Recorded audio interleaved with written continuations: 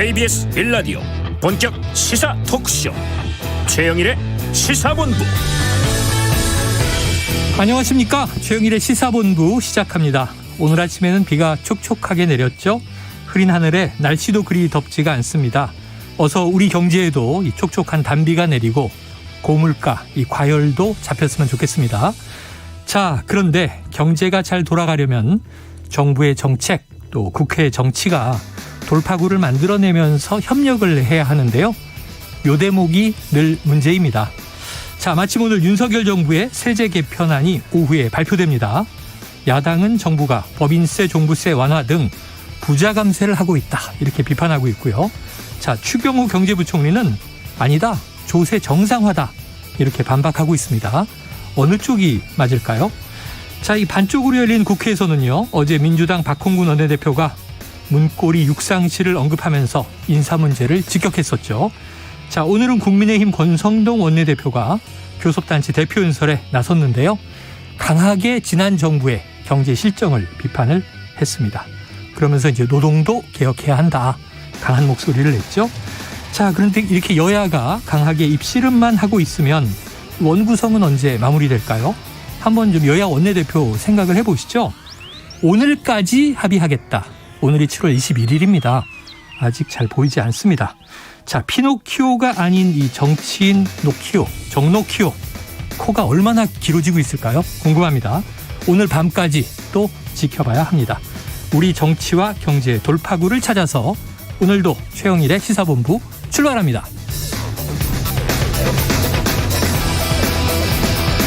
네, 1부에는요, 오늘의 핵심 뉴스를 한입에 정리해드리는 한입뉴스 기다리고 있고요. 2부 10분 인터뷰에서 코로나 확산세와 대책을 알아보도록 합니다. 이어서 각설하고 시즌2 경제본부도 준비가 돼 있습니다. 한 입에 쏙 들어가는 뉴스와 찰떡궁합, 디저트송 신청 매일 기다리고 있으니까요. 오늘 뉴스에 어울리는 노래가 있으면 문자 샵 9730으로 자유롭게 보내주세요. 오늘의 디저트송 선정되신 분께는 치킨 쿠폰을 보내드립니다. 많은 참여 부탁드리고요. 짧은 문자 50원, 긴 문자는 100원입니다.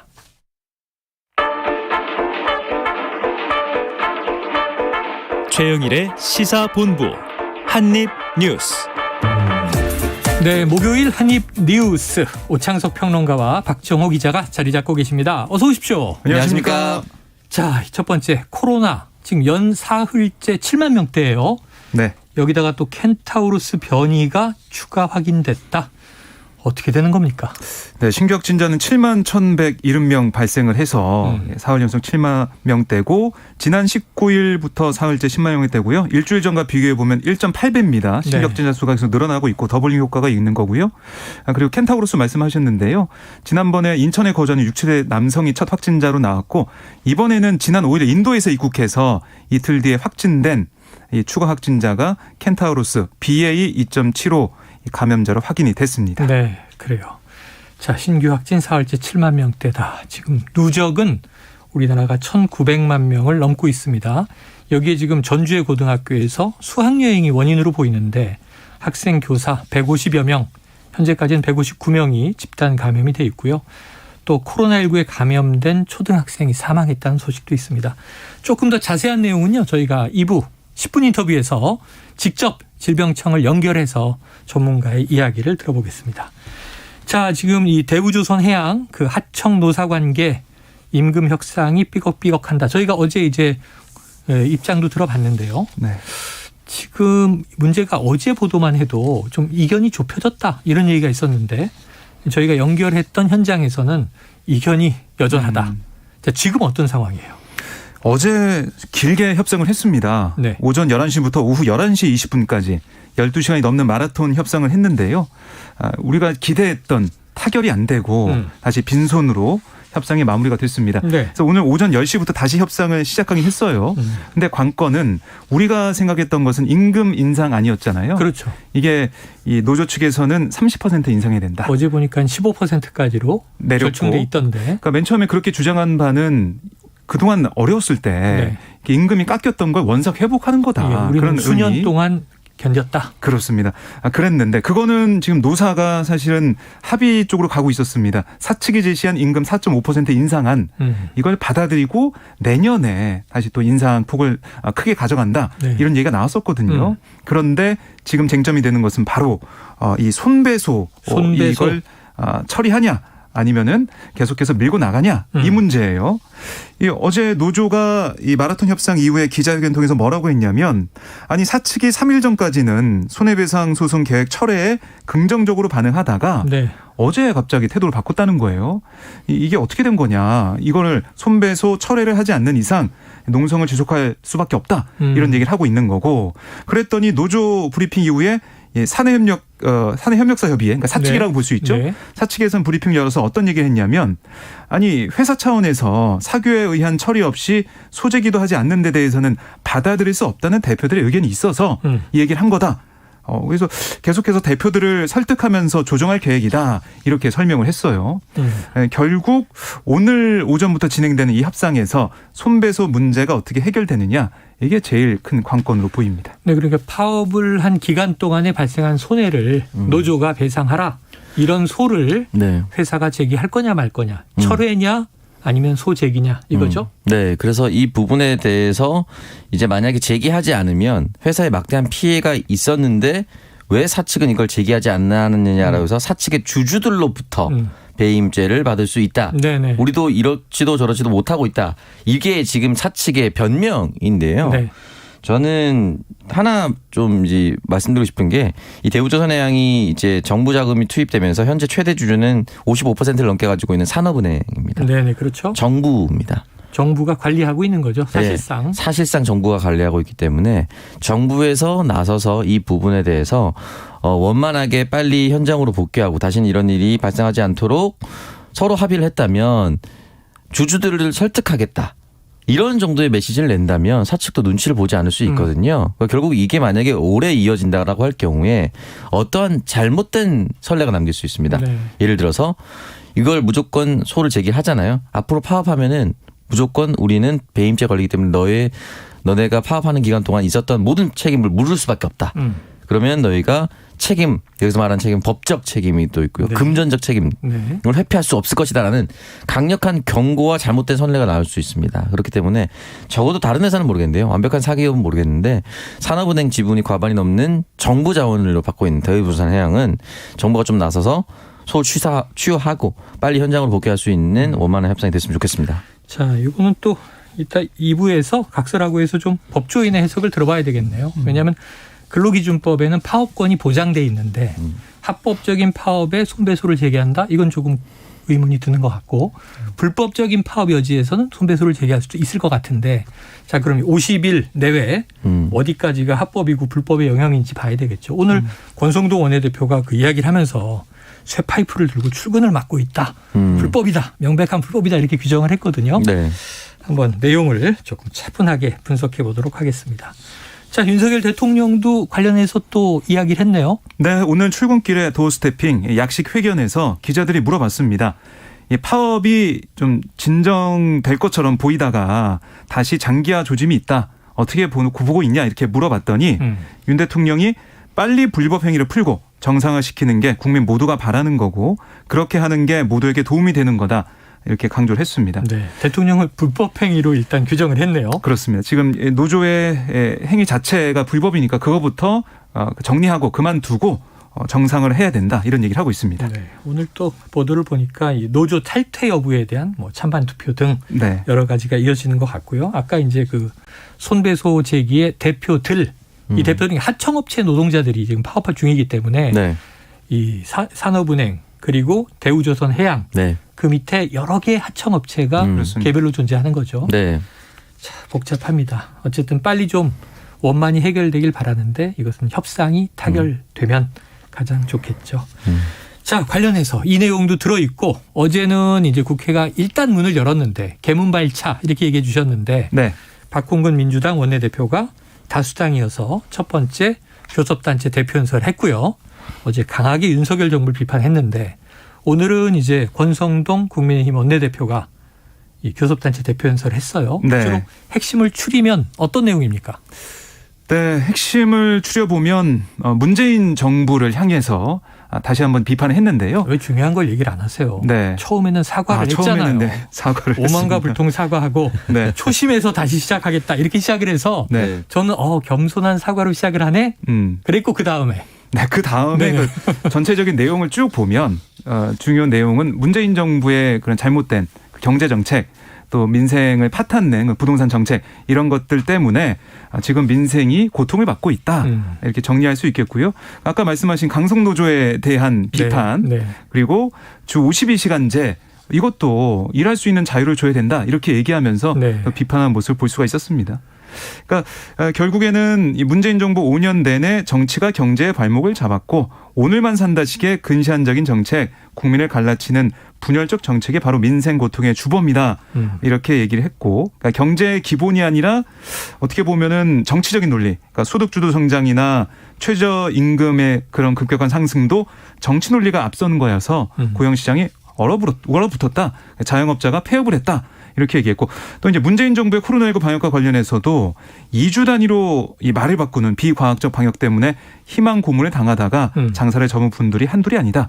또 국민 얼차려 방역으로 비판받으니까 재난지원금 명목으로 나라 곳간을 털어냈다. 이렇게 비판을 했습니다. 네. 여러 가지 이야기가 있었는데 지금 윤석열 정부 취임 이제 2달여 3개월을 향해 가고 있는데 일단 전임 정부 때문에 경제가 이렇게 어려워진 것이다. 이게 방점인 것 같고요. 자, 52시간제를 획일적으로 적용하면 안 된다. 이건 대선 기간부터 나왔던 얘기고 자, 노동시간에 대해서는 좀 친기업적 정책이 나오지 않겠나 했는데 그런 포문들이 열리고 있어요. 네. 불법행위 엄단도 그렇고. 근데 전 궁금한 게 요 대목이에요. 표현이 일할 자유를 국민들에게 줘야 한다. 근데 또 우리가 고용노동부 야근송, 휴가송 이런 논란 때 쉴 자유는 그럼 어디 있는 것인가? 오창석 평론가님. 네. 일 많이 안 하시죠? 더 하셔도 되죠? 근데 일할 자유 이게 정확하게 반대되면서 국민의 휴식권을 보장하는 게 저녁이 있는 삶이었어요. 아, 그러네요. 완벽하게 대칭적 구조입니다. 그래서 국민들에게 만약에 이런 여론조사를 하지 않겠지만 일할 자유를 달라. 저녁이 있는 삶을 보장하라. 이 두 가지 중에 여론조사를 한다면 어떤 게 훨씬 높겠습니까? 글쎄요. 대부분 저는 저녁이 있는 삶이 높다. 왜냐하면 이 저녁이 있는 삶에 빠르게 퇴근하고 가족들과 시간도 보내고 취미 활동도 즐기고 이게 사실은 주 5일제로 처음 들어왔었을 때 이제 나라 망한다 이런 것들 얘기가 똑같은 거거든요. 결국은 이제 쉬면서 발생하는 경제적 효과도 분명히 있습니다. 그렇기 때문에 이 부분에 대해서 저는 일할 자유 그러니까 만약에 노령이 돼서 정년퇴직한 후에 일을 하고 싶지만 일거리가 없어서 그들에게 일을 챙겨주는 어떠한 정책을 펼친다라고 하면은 일할 권리라든지 자유를 챙겨준다라고 할 수 있겠지만 모든 국민들에게 동의되지 않고 또는 굉장히 모호합니다. 어떠한 일을 할 자유인 것인가? 얼마만큼의 시간을 일할 자유일 것인가? 이 부분이 굉장히 모호하기 때문에 네. 이 부분에 대한 설득 작업이 저는 충분히 필요할 것이다라고 봅니다. 그래요. 그리고 네. 최저임금에 대해서도 얘기를 했었잖아요. 네. 급격한 상승이 있었다. 많이 올라갔다 얘기를 했는데 근데 사실 며칠 전에 이제 권성동 대표가 얘기했던 이 우모 씨, 강릉 이제 우모 씨에 대해서는 강릉 우모 씨. 네, 9급이라서 최저임금보다 10만 원 더 받아가지고 강릉 촌놈이 서울살이 어떻게 하냐 이렇게 얘기를 했었는데 그때는 최저임금이 굉장히 낮은 것처럼 얘기하다가 네네. 지금 최저임금이 급격한 상승 때문에 고용시장이 어렵다 이렇게 얘기한 것은 다 앞뒤가 안 맞는 게 아니냐 이런 지적도 나오고 있습니다. 이걸 좀 바로잡아드리면 제가 이제 서울 토박인데 아, 네. 서울 촌놈도 힘들어요. 강릉뿐만 힘든 게 아니에요. 물가는 동일하잖아요. 서울에 네. 사는 분들한테는. 네. 그리고 또 하나는 지금 지난 6월 달 물가 인상, 소비자 물가 인상분 보면 전국 평균이 6%인데 제주도가 제일 높아요. 7.4%. 네. 두 번째가 강원도예요. 7.3%. 이 강원 물가는 왜 이렇게 비싼가? 이런 것도 좀 우리가 고민을 해봐야 될 대목입니다. 네. 자, 대통령실 행정관이 외부 업체의 이사를 겸직했다. 이건 좀 부적절해 보이는데 이 부실 인사가 또 논란이다. 이게 끊이질 않아요. 대통령실이. 네. 그런데 대통령실 해명이 항상 더 모호해서 논란을 일으키는데 자, 본인도 모르는 경우가 종종 발생한다. 이게 무슨 얘기예요? 이게 이제 KBS 단독 보도로 알려지게 된 건데요. 예, 박모 행정관이 충북 청주의 한 가스 판매 업체 사내이사로 등재되어 있다라고 보도를 한 겁니다. 그러면서 이제 공무원은 공무 외에 영리를 목적으로 하는 업무 종사하지 못하는데 네네. 그 국가공무원법 64조를 위반한 거다라고 지적을 했습니다. 그랬더니 이 당사자 박 행정관은 KBS 어제 인터뷰에서 사내이사로 등재된 사실을 어제 알았다. 예, 업무 착오고 제가 잘못한 거다라고 해명을 보도가 되고 했습니다. 알았다. 그렇습니다. 몰랐던 사실이다라고 했고 뭐 이렇게 나오니까 대변인실도 사실은 이게 우리가 걸러야 한다고 걸러내지만은 이 겸직 금지 조항 이런 걸 우리가 안내를 한다. 네네. 근데 본인이 스스로 신고하지 않으면 임용 대상자의 겸직 여부를 알기 어렵다. 이 얘기를 하나 했고요. 또 하나는 이 법인 이사로 영리 활동을 해온 게 아니기 때문에 실질적인 이해 충돌이 발생했다고 볼 수 없다. 이렇게 또 이제 반박을 했어요. 네. 그러니까 두 가지 얘기를 했는데 근데 이 해명을 보면서 나오는 얘기는 아니 그러면 대통령실에서 검증할 때 뭘 하는 거냐. 검증을 철저히 해서 아무런 문제가 없는 인사들을 선발했다라고 그동안 계속 얘기했고 그게 어떻게 검증 차원에서 문제가 있다는 건 인정이 되는 거 아니야 이런 얘기가 있고요. 네네. 또 하나는 영리활동 안 했다고 해서 이게 가능하다 그러면 다른 공무원들도 영리활동 안 하는 이 겸직 이런 건 할 수 있는 거냐 다시 되물을 수가 있거든요. 여기에 대한 또 논란이 이어질 걸로 보입니다. 자, 이제 예를 들어서 이렇게 생각을 해보죠. 제가 모르는데 제 이름이 어느 기관이나 기업의 사회이사로 떠 있어요. 근데 보도가 됐어. 최영일 씨가 어디 뭐 겸임이사를 하고 있다. 근데 제가 그걸 처음 알았어. 보도를 보고. 그러면 고소해야 되는 거 아니에요? 사칭이잖아. 내 이름을 도용한 거잖아요. 네, 모르는 회사가 기업이나 그랬다면 기관이. 사칭이죠. 법적 책임을 물어야죠, 이건. 네. 난 인감 도장 찍어준 적도 없고 자필 서명한 적도 없는데 내 이름을 버젓이 이사로 쓰고 있다. 이건 매우 본인이 사실은 화가 날 문제입니다. 그렇죠. 근데 이제 이 행정관의 가족 운영 법인에서 일어난 일이기 때문에 이 부분에 대해서는 저는 충분히 거를 수 있었다. 가족이 이름을 쓴 것이다. 네, 그렇기 때문에 이걸 뭐 그 회사에서 갑자기 무단도용했다고 생각하지 않고 본인이 어느 정도는 인지할 수도 있었던 범위였다라는 생각이 들고 이 가족운영법인의 대표이사였잖아요. 네네. 결국은 대표이사라면은 그 사임과 퇴직과 이런 걸 관리하는 사람들이 대표이사의 행적을 모를 수는 없습니다. 그렇죠. 쉽지 않아요. 특히나 가족운영이기 그렇죠. 때문에 이 부분에 대해서는 몰랐다라고 하는 해명을 좀 납득하기 어렵다 국민들이. 이렇게 생각이 들고 이게 벌써 이제 안정권 씨 누나도 있었고 두 번째 연이어 터진 겸직 논란입니다. 이른바 투잡 논란인데 이런 것들이 저는 또 나오지 않았으면 좋겠는데 네. 워낙 급하게 인원을 꾸리다 보니까 이런 일이 발생하고 있는 건 아닌가 생각이 듭니다. 그래요. 자, 오창석 평론가님. 네. 이사 지금 몇 개 맡고 있어요? 없습니다. 하나도. 하나도 없어요? 하나도 없습니다. 본인이 모르는 게 있을 수 있습니다. 취재해 보세요. 네, 본인이 모르는 게 있을 수 있어요. 자, 이거 내일 저희가 단독 특종으로 낼 수도 있습니다. 네. 오창석. 네. 알겠습니다. 자, 지금 목요일인데요. 이 비가 오고 나서 날씨가 흐리죠. 점심시간 교통 상황 알아보고 이어가도록 하겠습니다. 자, 교통정보센터에 이현 리포터 나와주세요. 네, 평소보다 밀리는 곳이 많습니다. 서울시내 올림픽대로 공항 쪽으로는 성수대교 부근에서 사고도 발생했는데요. 4차로가 막혀 있고요. 잠실에서 성수대교까지 가는데 30분 정도 예상됩니다. 같은 구간의 강변북로를 타신다면 10분 정도면 통과 가능하겠고요. 구리 방향 아직 차가 많습니다. 양화대교에서 반포대교까지 어렵습니다. 고속도로는 오늘 지방 쪽의 교통량도 많은 편입니다. 곳곳으로는 또 비가 이어지고 있죠. 사고도 나고 있는데요. 영동고속도로 강릉 방향 둔대분기점에서 부곡까지나 마성터널에서 양지터널 쪽으로 막히고 있고요. 호복 분기점 부근에서 속도가 떨어지고 있습니다. 그리고 봉평터널 부근에서는 승용차 사고를 처리하느라 빗길에 더 조심 운전 필요하겠습니다. 서울 양양고속도로 양양방향 남양주 요금소에서 서정 쪽으로 밀려가고 있습니다. KBS 교통정보센터였습니다.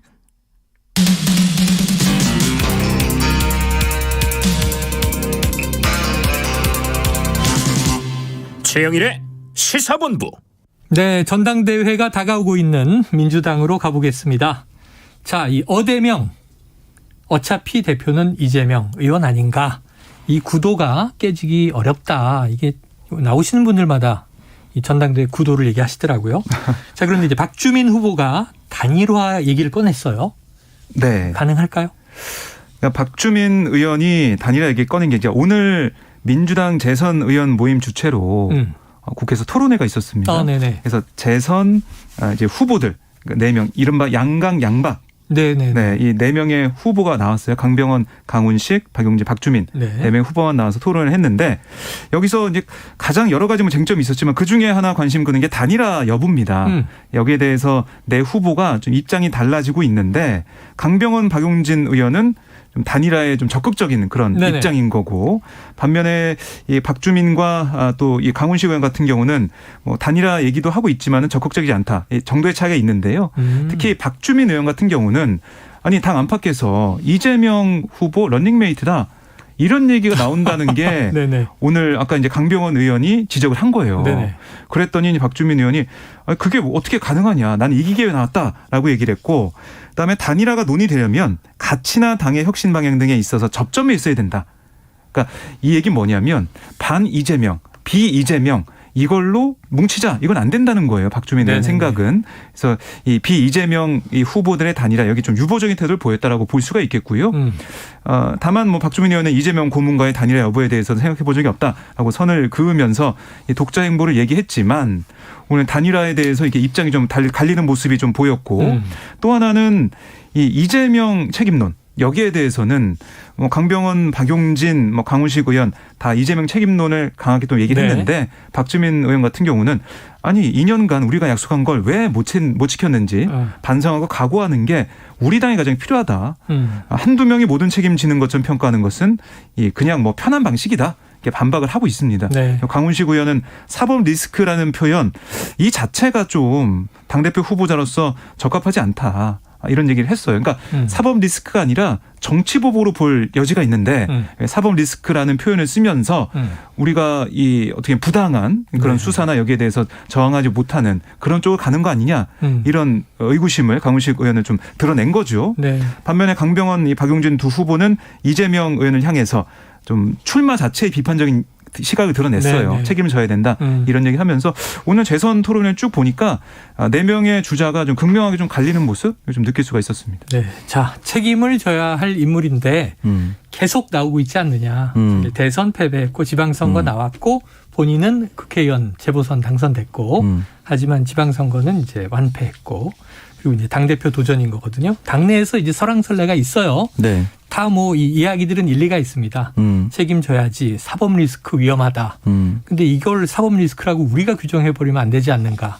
정치 탄압, 정치 보복 아닌가. 뭐 이런 이제 설왕설래인데 사법 리스크라는 말이 계속 민주당 안에서 네. 스스로 꺼내고 있어요. 박주민 의원은 이제 단일화 얘기를 꺼낸 게 접점이 필요하다 이렇게 얘기한 거지 주창한 것은 아니다. 네. 오히려 소극적인 입장이다. 그렇습니다. 자, 지금 어떻게 될까요? 일단은 그 사법 리스크 이야기를 자제하자고 박주민 의원이 얘기했던데 네. 이 얘기가 결국은 이재명 후보를 끝까지 괴롭혔었던 이 대장동과 관련된 내용 지금 계속 진행 중인데 이거 이낙연 캠프에서 제일 먼저 했거든요. 네. 결국 그 당시에 대변인이었던 설훈 의원. 제일 먼저 앞장서서 얘기를 했었고요. 후보로 나왔죠. 그러니까 똑같은 얘기를 하고 있는 거예요. 그걸로 상대가 그대로 가져다 썼습니다. 그러니까 민주당이 본선 후보가 선출되고 나서도 애매했었던 것이 국민의힘 측에서 아니 당신의 당에서 얘기했던 내용인데요? 이렇게 얘기하는 거예요. 그러니까 사법 리스크나 이런 내용들을 함부로 언급하지 말자라고 얘기가 나올 수 있는 부분이라고 생각이 들고요. 책임에서 자유로울 수 없다. 이 부분에 대해서 책임이 있다라고 이재명 후보가 출마 선언문에 남겼습니다. 그렇기 때문에 다른 후보들, 이재명 후보를 제외한 모든 후보들은 이 부분에 대해서 다시 한번 공격할 수 있어요. 분명히. 대선 후보였기도 하고. 다만 중요한 것은 당대표 이번 선거는 앞으로 민주당을 어떻게 재정비할 것인가가 가장 중요한 겁니다.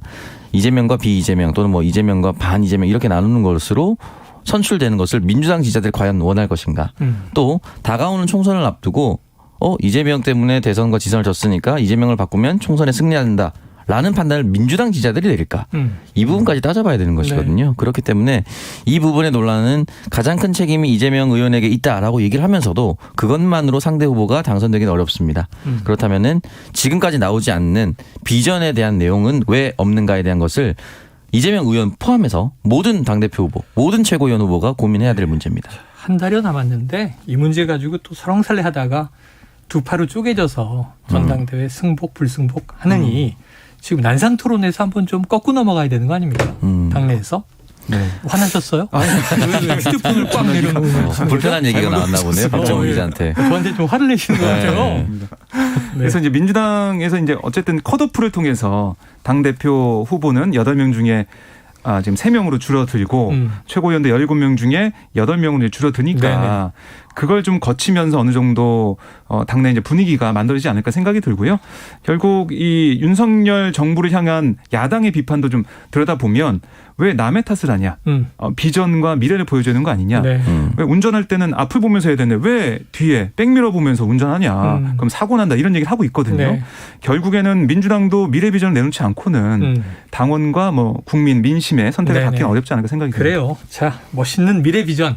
국민들이 공감할 수 있는 여당이건 야당이건 특히 지금 입법부에서는 뭐 제1 다수당이니까 보여주셔야 됩니다. 민주당도. 이 권성동 원내대표가 전임 정권만 문제 삼는다 이렇게 비판하기보다는 더 멋있는 미래를 막 좀 또 야당은 야당대로 보여줘야죠. 알겠습니다. 자, 그런데 이게 박주민 의원이 이재명 의원의 러닝메이트냐? 러닝메이트는 같이 위닝하는 거잖아요. 그래서 저는 페이스메이커가 맞는 거 아니에요? 그렇죠. 러닝메이트 하면 최고위원으로 뛰다가 나왔어요. 본인은 탈락하는 거잖아요. 하나만 그렇습니다. 뽑는데. 그러니까 이 박주민 의원이 어떻게 보면 친 이재명계의 좀 얘기를 좀 하면서 네. 당대표 선거 후보에 같이 이제 뛰고 있는 거 아니야 이런 얘기를 좀 하고 있는 건데 박주민 의원은 뭐 계속해서는 뭐 네. 부인하고 있는 상황입니다. 자, 쇼트랙에서는 이런 페이스메이커가 유력 선수들을 네. 같이 이제 뭐 마라톤에서도 그렇고. 떨어뜨려 버립니다. 자, 보죠. 지켜보죠. 아직 흥미진진해지고 있습니다. 자, 이번에 국민의힘은요. 지금 안철수 의원 그동안 입장이 궁금했는데 조기 전대론 주장하는 거 아니냐. 이준석 대표와 각을 강하게 세우는 인물이고 네. 차기 당권 주자로 거론되니까. 그런데 조기 전대론에는 선을 그었어요. 네. 그러니까 오늘 입장을 분명히 내놨습니다. 페이스북에 글을 올렸는데 현 당대표의 의혹이 회수될 때까지는 권성동 직무대행 체제로 흔들림 없이 나아가야 된다라고 강조를 했습니다. 그러니까 지금 이런 상황에서 당대표의 거리가 아닌 상황에서 조기 전당대회론을 주장하더라도 당장 실현될 수 없다. 또 혼란만 부추길 뿐이다라는 이유를 들었고 지금은 이 최고사령탑인 대통령을 중심으로 당정이 뭉쳐야 할 때다 이렇게 얘기를 했어요. 결국에는 지금 권성동 원톱 체제가 좀 흔들리고 있다 이런 얘기가 나오면서 당 안팎에서는 그렇다면 조기 전당대회를 통해서 김기현, 안철수 두 사람이 붙는 거 아니냐 이런 얘기까지 나왔었거든요. 그런데 이제 안철수 의원이 지적했듯이 이게 성립하려면 조건이 있습니다. 이준석 대표가 거리 상태가 돼야 돼요. 네. 사고 상태가 아니라 거리 상태가 돼야 됩니다.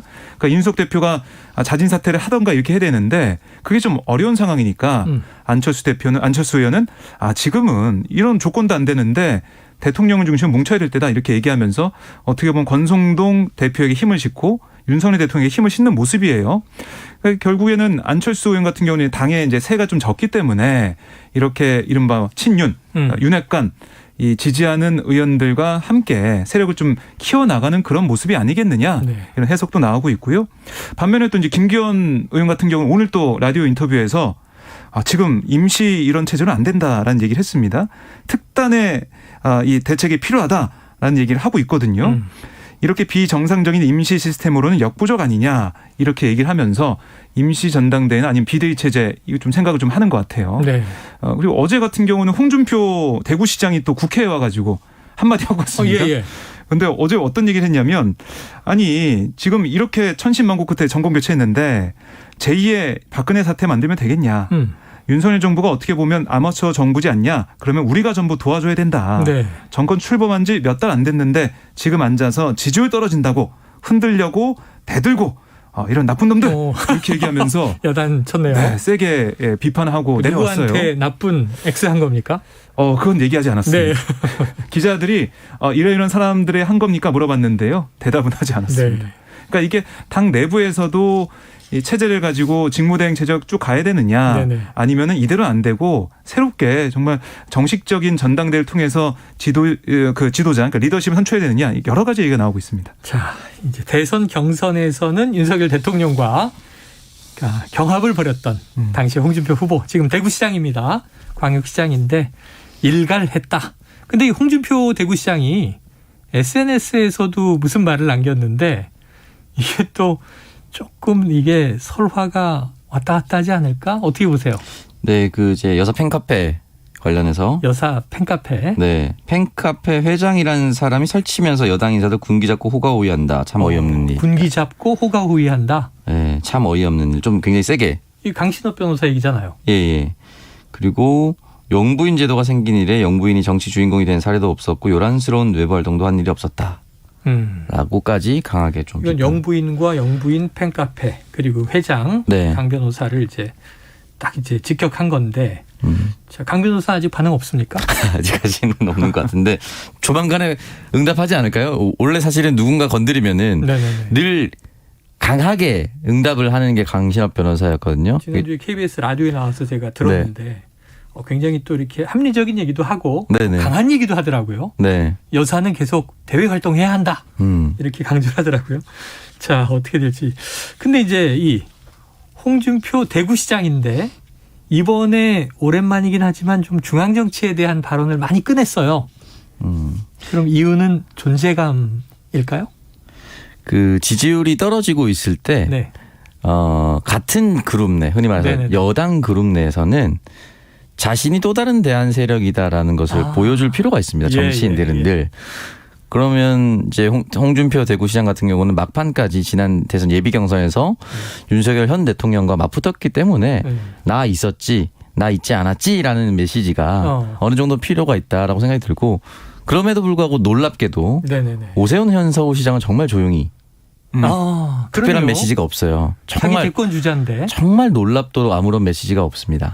그래서 이거는 전략인 것인지 아니면 그럴 수밖에 없는 상황인 것인지 정말 서울시 시정에만 전념하고 있는 것인지. 네네. 근데 사실 서울시의 시정은 수도 인구이기 때문에 네. 대통령의 입김과 대통령의 정책에 영향을 미칠 수밖에 없거든요. 그래서 어떤 메시지도 나오지 않고 좀 조용히 있는 모습이 조금 신기하긴 합니다. 사실은 민선 8기가 시작된 지 얼마 안 됐기 때문에 네. 지금 광역 지자체장들은 다소 좀 조용히 이제 아마 어제 그제 이제 정부하고 예산 정책 협의를 이제 시작을 그렇습니다. 했죠. 네. 이건 좀 지켜볼 문제긴 하네요. 강신업 변호사가 1시간 전에 글을 남겼네요. 아, 그래요? 네. 네. 홍준표 대구시장 향해서 설치는 건 강신업이 아니라 홍준표다. 하방 약속은 어디 가고 시시콜콜 네. 훈수짓이냐 뭐 이렇게 또 알겠습니다. 비판을 했습니다. 야, 또 사진 한 장에 지금 뉴스가 있는데요. 이게 아마 그 부산 세계 박람회 유치와 관련된 행사였던 것 같아요. 네. 장성민 대통령실 기획관입니다. 그런데 이제 이 BTS하고 같이 무대에 올라갔는데 이 좋은 뭐 선의 행동이었겠죠. 귀에 팔을 들고 번쩍 들었는데 네. 하필이면 이제 BTS 귀가 그 팔이 지금 부상당한 상태라 상당히 좀 고통스러워하는 표정이 사진에 찍히면서 자, 이 민망한 행동 이렇게 이제 글들이 많이 올라오고 있네요. 뭐 사과하셨나요?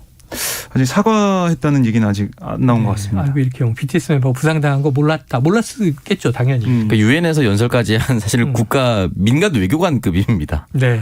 네, 이렇게 함부로 하면 안 되겠죠? 지난 정부 이제 이 문화 외교 특사이기도 했고. 네. 자, 그래요. 이거 뭐 잘 화해하시길 바랍니다. 사과를 받아주면 되겠죠. 왜냐하면 아미들이 굉장히 지금 화난 것 같아요. 네. 자, 오늘 한입뉴스 여기서 정리하겠습니다. 박정호 기자, 오창석 평론가 수고하셨습니다. 고맙습니다. 자, 오늘 치킨 쿠폰을 받으실 디저트송은요. 청취자 6150님. 직장인들의 소중한 점심시간에 최영일의 시사본부가 밥친구예요. 네, 귀로 밥을 넣어드리는 밥친구입니다. 자, 이상은의 비밀의 화원 신청합니다. 정치 소식 들으면 답답하지만 이 노래 가사처럼 하루하루 조금씩 나아지길 바라며 행복해져야지 다짐하며 살아갑니다. 파이팅. 우리 모두 정말 아프지 말고 행복해야 되겠죠? 자, 노래 듣고 2부로 돌아옵니다.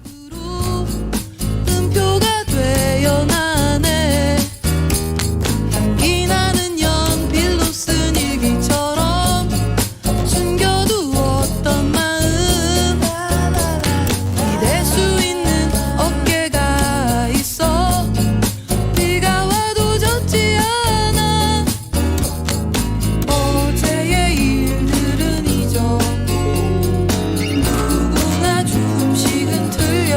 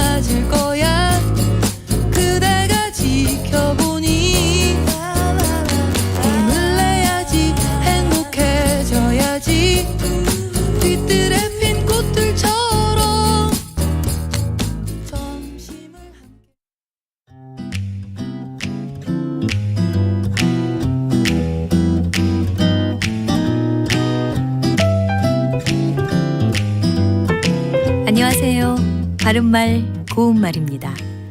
우리나라는 옛부터 농사를 지어왔기 때문에 우리말에는 농사와 관련된 표현이 많이 있습니다. 오늘은 그 가운데 음력 5월부터 8월까지 이 넉 달을 각각 4음절로 이르는 표현들을 소개해 드리겠습니다. 먼저 깐깐 5월은 해가 길어서 일하기 지루한 달이라는 뜻으로 음력 5월을 말합니다. 음력 5월이면 양력으로는 보통 6월 정도가 되니까요. 하지까지는 계속해서 해가 길어지는 시기이기도 하지요. 보통 깐깐하다고 하면 까다로울 만큼 빈틈이 없는 성격이나 행동을 생각하게 되는데 깐깐하다의 기본 의미는 즐기고 차지답니다. 이것과 관련된 표현으로 볼 수 있습니다. 또 음력 6월을 가리키는 표현으로 미끈 6월이라는 말이 있습니다. 한 달이 미끄러지듯이 쉽게 지나간다는 뜻에서 이런 표현이 나온 것이겠지요. 음력 7월은 어정 7월이라고 하는데 별일 없이 어정거리다가 지나가 버린다는 뜻에서 나온 말입니다. 그리고 음력 8월을 뜻하는 표현은 건들 8월과 동동 8월 두 가지가 있습니다. 건들 8월은 초가을에 선들선들 부는 바람인 건들바람과 관련이 있는데요. 초가을이 건들바람처럼 빨리 지나간다는 뜻으로 그 기간이 짧음을 두고 이르는 말입니다. 또 동동 8월은 매우 바빠서 언제 지나갔는지 모르게 빨리 지나간다는 뜻에서 나온 말인데 추석이 들어있는 달이다 보니까 농가에서는 아주 바쁜 시기이기 때문입니다. 바른말 고운말 아나운서 변희영이었습니다.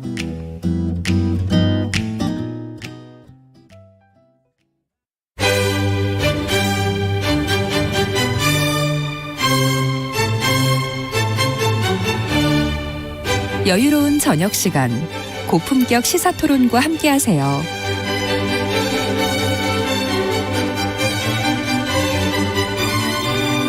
평일 저녁 7시 20분 KBS 열린 토론 정준희 교수와 함께합니다.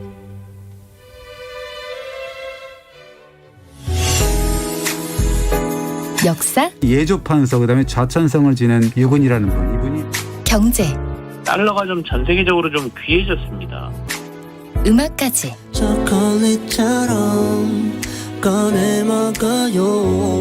잠들기 전 꺼내 먹는 지식 알사탕. KBS 1라디오 김성환의 시사야. 평일 밤 10시 5분 당신을 기다립니다. 놓치지 마요.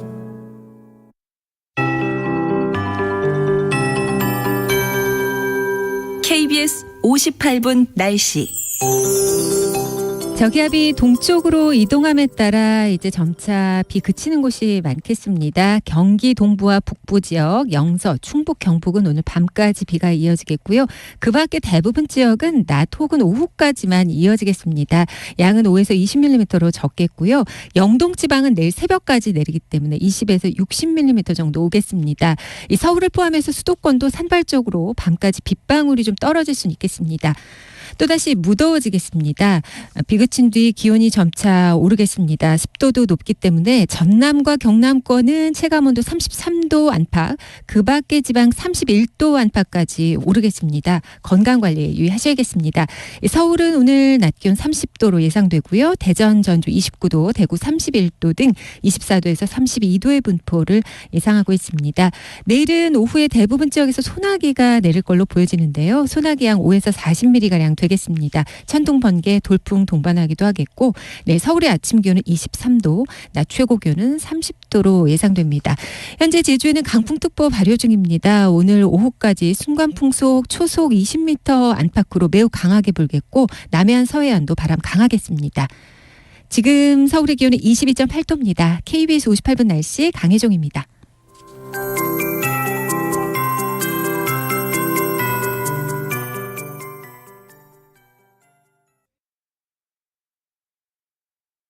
정성을 다하는 국민의 방송 KBS가 한시를 알려드립니다. AM 711kHz, FM 97.3MHz, KBS 1라디오입니다. HLKA.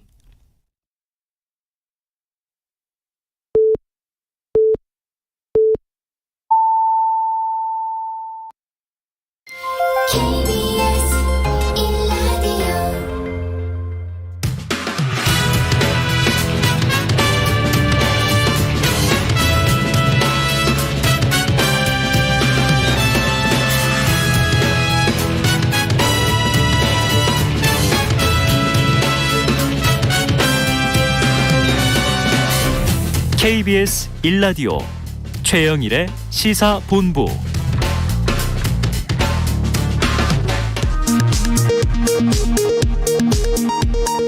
이 시각 라디오 정보센터 뉴스입니다. 코로나19 누적 확진자 수가 1,900만 명을 넘어선 가운데 코로나19 바이러스 중 전파력이 가장 센 것으로 추정되는 BA.2.75 변이가 추가로 확인됐습니다. 국민의힘 권성동 대표 직무대행 겸 원내대표는 오늘 국회 교섭단체 대표연설에서 문재인 정부 5년 내내 정치가 경제의 발목을 잡았다며 경제 체질이 나빠졌기 때문에 외부적 위기에 더욱 취약해졌다고 말하고 초심의 자세로 국민의 뜻을 섬기겠다고 밝혔습니다. 윤석열 대통령은 오늘 출근길에 기자들과 만나 어제 민주당 교섭단체 연설에서 비판이 과했다는 지적이 일각에서 있는데 대통령은 어떻게 들었는지 궁금하다는 질문을 받고 야당 정치인의 발언에 대해서 대통령이 거기에 대해서 언급할 필요가 있겠느냐고 답했습니다. 더불어민주당 박홍근 원내대표는 그래도 원내 일당 대표를 맡고 있는데 거기에 대해서 이게 정치인 나부랭이처럼 표현해서 되겠느냐면서 대통령의 국회에 대한 인식을 그대로 보여준 것이라고 말했습니다. 지금까지 라디오 정보센터 뉴스 정한나였습니다.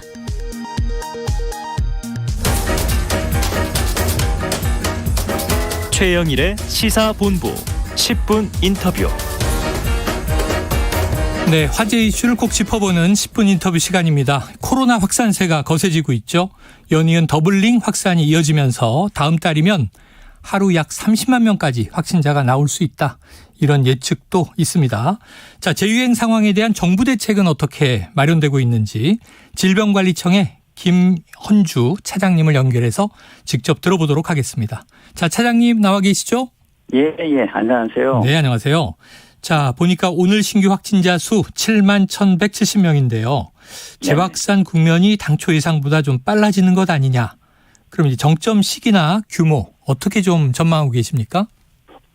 여러 국내 연구진이 좀 유행 예측을 계속 하고 있습니다. 네네. 현 예측 결과로는 하루 확진자가 한 8월 중순에서 8월 말 사이에 25만 명 전후까지 증가할 것으로 예측하고 있습니다. 네네.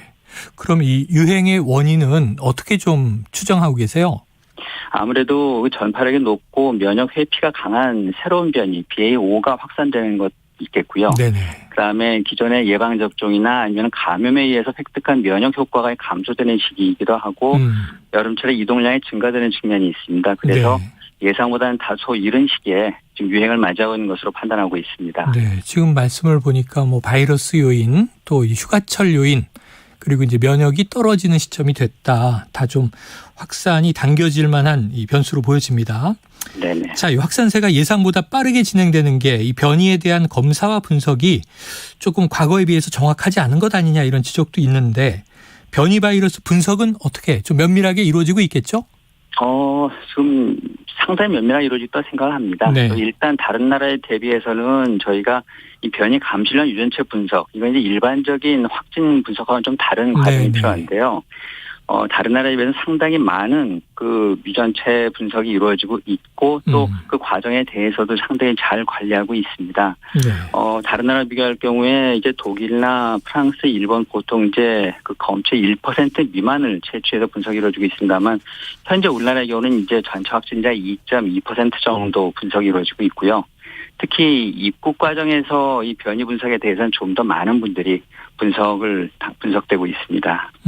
그래요. 자, 전파력이 높은 것은 이 좀 또 새로운 변이에 대해서 충분히 지금 이제 설명해 주셨고요. 그 치명률, 뭐 중증화율 이런 것이 걱정인데 자, 우리보다 BA.5 이 유행을 먼저 경험한 나라들이 있습니다. 이 재감염 시에 고위험군의 사망률이 더 올라갈 수도 있다. 이런 연구 결과가 나왔더라고요. 치명률은 어떻습니까? 연구 결과가 일부 그런 보도는 있습니다만 아직 지금 갖고 연구 결과를 봤을 때 새로운 변이 BA.5의 치명률이 다른 변이에 비해서 높다거나 하는 그런 결론을 내리기는 좀 이르다고 판단을 하고 있습니다. 현재까지는 이제 정보는 제한적입니다만 전파력만큼은 기존 BA.1이나 BA.2에 비해서 상당히 높은 것으로 확인이 되고 있고요. 네네. 중증도의 경우에는 제한된 연구 결과 중에서 BA.2와 비슷하지 않나 하는 그런 연구 결과가 나오고 있어서요. 조금 더 모니터링하면서 지켜봐야 할 것 같습니다. 예, 아직 이게 확정하긴 어렵다. 그런 연구 결과도 일부 있지만 조금 더 지켜봐야 한다. 자, 치명률이 만약 올라가면 방역 정책도 변화가 있겠죠? 그렇습니다. 네, 거기에 대해서 지금 일단은 뭐 병상 확대라든가 행정 조치가 이루어지고 있다는 보도가 있습니다. 네. 자, BA5도 있고요. 또 BA4, BA2.75 이 하위 바이러스들이 다양하게 있는데 또 이 오미크론의 하위죠. 다른 오미크론의 하위 변수들이 나타날 가능성 어떻게 보십니까? 항상 있다고 판단할 수 있습니다. 이 바이러스는 이 증식관에서 항상 변이가 일어날 수 있고 특히 코로나 바이러스와 같은 이제 RNA 바이러스의 경우에는 상당히 변이가 빨리 쉽게 일어난다고 알려져 있습니다. 네. 다만 대부분의 변이는 이제 자연 소멸되고요.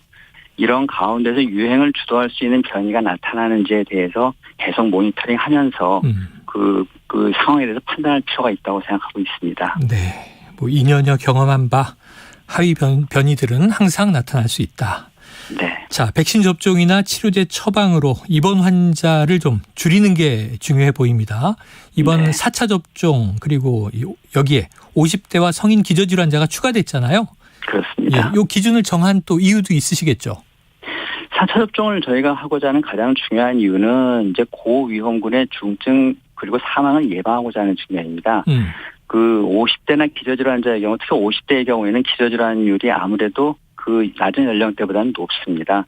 저희 그동안의 통계를 보더라도 연령별 치명률에서 50대의 치명률이나 중증화율은 40대와 비교해도 한 3배 정도로 높습니다.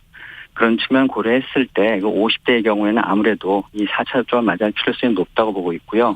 또 기저질환자분들 뭐 만성 폐질환이나 심장질환, 뭐 암, 당뇨 이런 질환을 갖고 있는 분들의 경우에도 아무래도 이 변이 새로운 바이러스 취약할 수 있습니다. 그래서 저희가 이번에 4차 접종 대상자로 추가하였습니다. 네.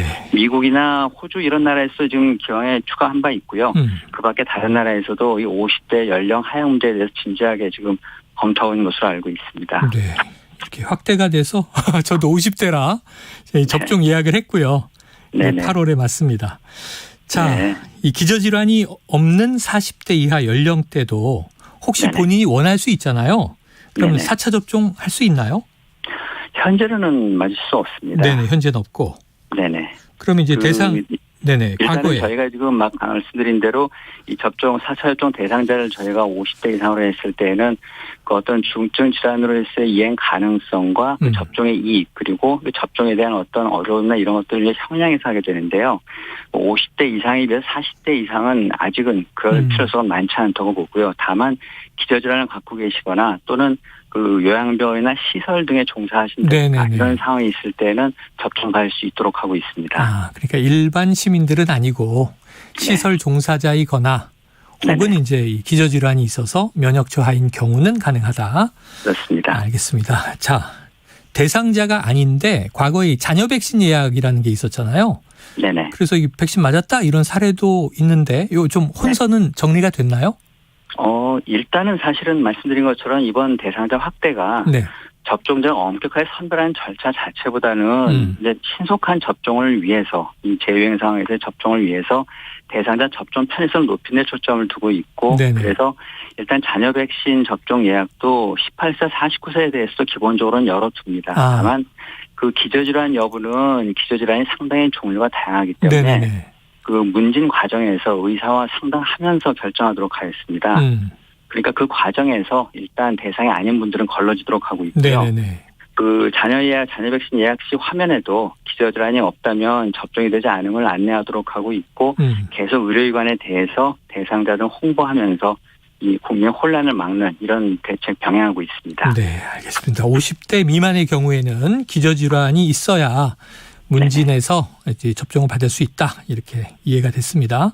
네. 자, 4차 백신 접종률이 지금은 이 답보 상태다. 또 뭐 맞아도 걸린다. 기존의 백신이 또 이 변이에는 잘 안 듣는다더라. 그러다 보니까 접종률이 좀 올라가지 않는 것 같습니다. 근데 백신 피해 보상은 또 이제 백신 부작용에 대한 피해 보상을 강화했잖아요. 네네. 백신 접종이 좀 원활하게 이루어질지 궁금한데 어떻게 보고 계십니까?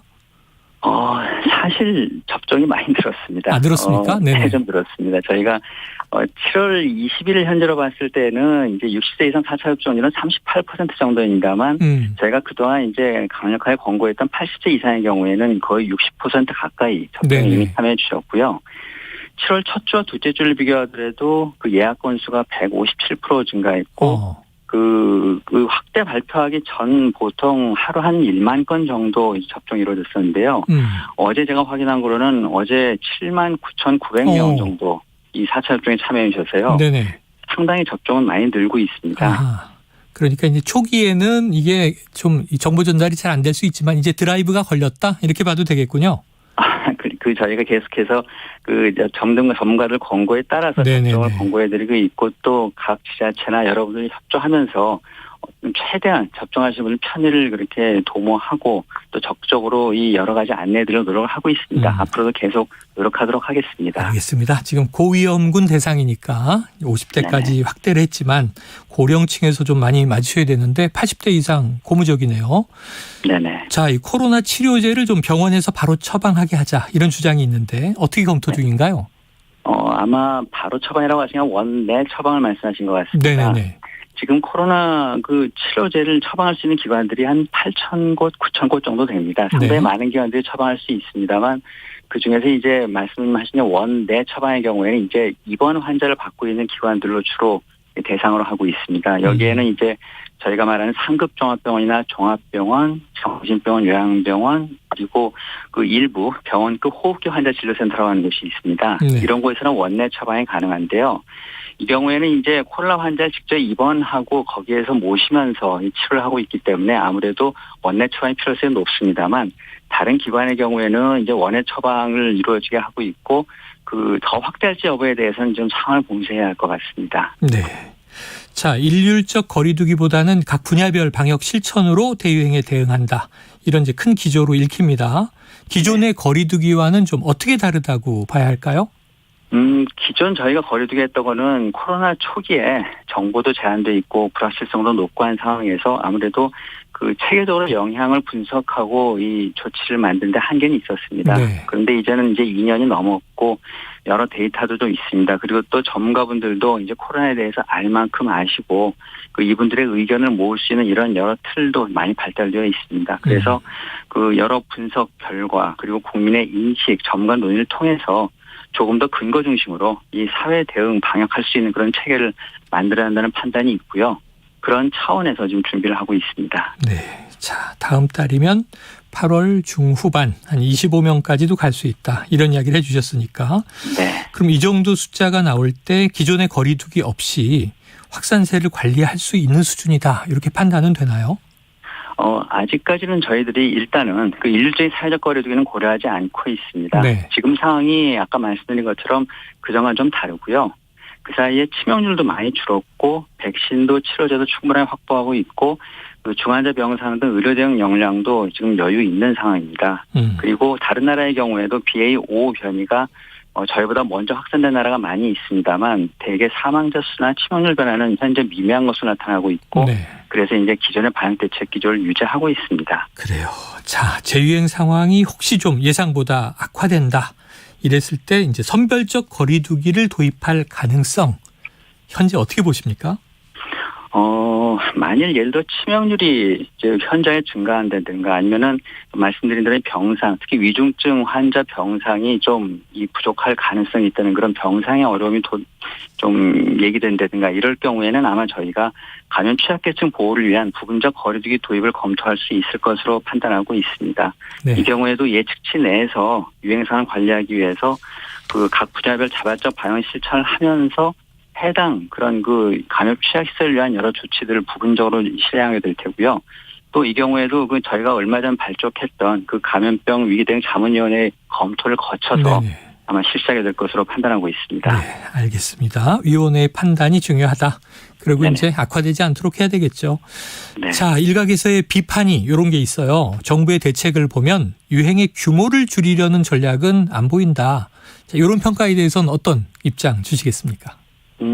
일단 정부 입장에서는 그 국민의 건강과 안전을 보호하는 것이 저희 첫 번째 책무입니다. 이를 위해서는 역시 코로나 방역의 목표는 위중증 치명률을 떨어뜨리고 또 이를 위해서 충분한 치료제나 병상을 확보하는 이런 것이 저희가 해야 할 일이라고 판단을 하고 있습니다. 그간의 경험으로 불확실성에 대응할 수 있는 여건은 상당 부분 마련이 되었고 또 국민께서 참 잘 참여해 주시면서 이 방역 문화도 상당 부분 정착이 되고 있습니다. 이런 여러 가지를 통해서 최대한 그 코로나의 이 나쁜 영향을 최소화하기 위해 노력하겠다는 말씀을 드리겠습니다. 네. 자, 지금 격리 지원금과 유급 휴가비 지원 대상이 이제 줄었어요. 네. 그리고 이제 정부가 과학 방역에 이어서 자율과 책임 이런 키워드를 강조하다 보니까 좀 이제 개인의 책임이 더 커지는 거 아니냐, 이거 문제다 하는 지적이 있는데 한 말씀 주시죠. 격리 지원과 유급 휴가비는 저희가 이제 완전히 줄인 건 아닙니다. 일단은 격리 지원금의 경우 중소득 이하, 중간 이하의 좀 더 어려운 분들을 위한 지원금이 여전히 유지가 되고 있고요. 네네. 유급 휴가비의 경우에도 종사자 30인 미만의 그 기업들 한 75% 정도 종사자들은 여전히 유급 휴가비 지원받고 있습니다. 저희가 앞으로 재유행 상황에 대비해서 제한된 자원을 가장 필요한 부분 또 가장 필요한 상황에 대해서 활용할 수 있도록 하기 위한 대목이고요. 그래서 격리 지원금의 경우에도 또 이 재택 치료비 같은 경우는 모르겠습니다. 입원 관련 치료비의 경우는 여전히 지원을 하고 있고요. 그리고 말씀드린 대로 정부로서는 중환자 그리고 사망률 떨어뜨리기에 최선의 노력을 다하고 인류한 치료제 병상의 확보에 대해서 계속 노력을 기울이면서 저희가 책임을 다하겠다는 말씀을 드리겠습니다. 네, 알겠습니다. 오늘 말씀 여기까지 듣죠. 말씀 고맙습니다. 고맙습니다. 예, 지금까지 질병관리청의 김헌주 차장이었습니다. 최영일의 시사본부는 여러분과 함께합니다. 짧은 문자 50원, 긴 문자 100원이 드는 샵 9730, 라디오 어플 콩과 유튜브는 무료로 참여하실 수 있습니다.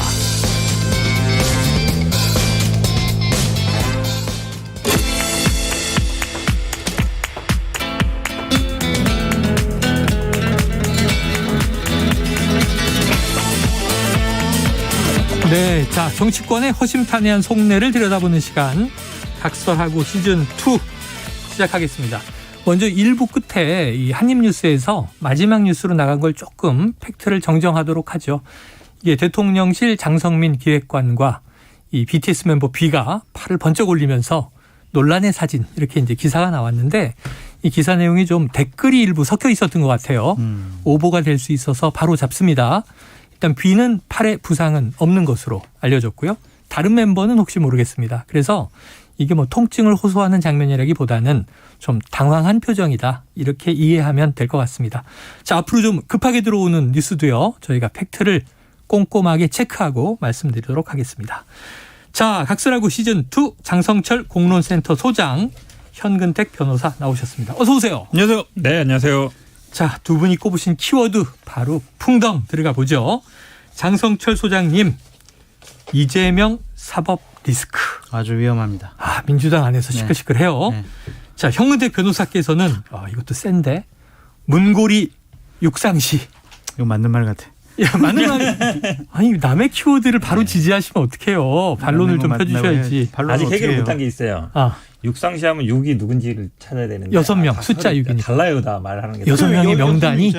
그러니까 네. 검찰 출신 얘기하는 것 같은데. 네. 검찰 출신만 있는 게 아니니까. 검찰 출신. 그러면은 이따가 6명의 명단을 나열하시고 장 소장님의 팩트 체크를 한번 받아보시죠. 박홍근 대표님한테 물어봐야죠. 그분이 검찰 처음 어제 얘기하셨으니까. 그래요, 알겠습니다. 그러면은 현 변호사님께서 꼽으신 키워드로 자연스럽게 시작하겠습니다. 자, 국회에서 오늘 또 교섭단체 대표 연설이 있는데요. 어제 다수당인 더불어민주당이 먼저 했어요. 박홍근 원내대표가 대통령실 사적 채용 논란과 검찰 출신 인사를 거론하면서 문고리 3인방과 육상시, 문고리 3인방은 이제 박근혜 정부 때니까 빗대서 비판을 한 건데 직접 육성을 듣고 이어가겠습니다. 대통령실의 핵심 조직도 검찰 출신 측근들로 채워졌습니다.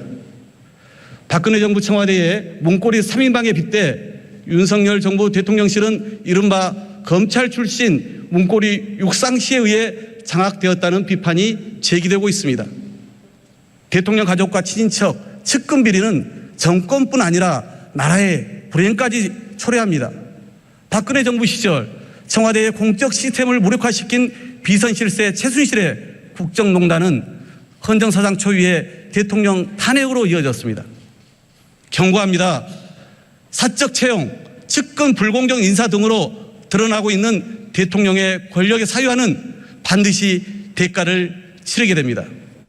자, 이게 오늘 장 소장님이 좀 반론을 펴주실 줄 알았는데 아까 육상시 바로 맞다 이렇게 동의를 해버리시니까 먼저 이 상당히 수위 높은 비판 어제 이렇게 보도들이 됐어요. 장 소장님 어떻게 들으셨어요?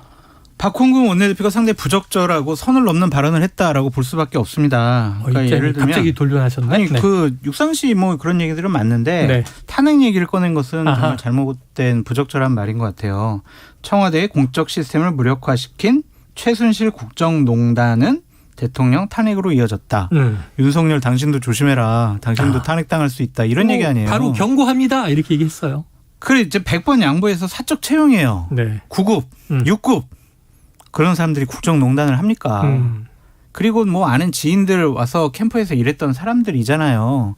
그걸 가지고 국정농단 탄핵까지 얘기한다는 것은 이건 비판을 넘어선 저주에 가깝다라고 저는 생각할 네네. 수밖에 없어요. 그래서 박홍근 원내대표님께서 너무 좀 심한 말을 하지 않으셨느냐 좀 아쉽습니다. 자, 선을 넘었고 도에 지나쳤다. 아쉽다. 잘못됐습니다. 현 변호사님은요? 맞죠? 이 탄핵 얘기가요. 뭐 댓글 한번 보세요. 기사 밑에 네네네. 엄청 나옵니다. 저도 커뮤니티 가끔 들어가 보거든요. 저는 댓글을 보수나 진보나. 보면 기사 본 내용하고 헷갈려서 네.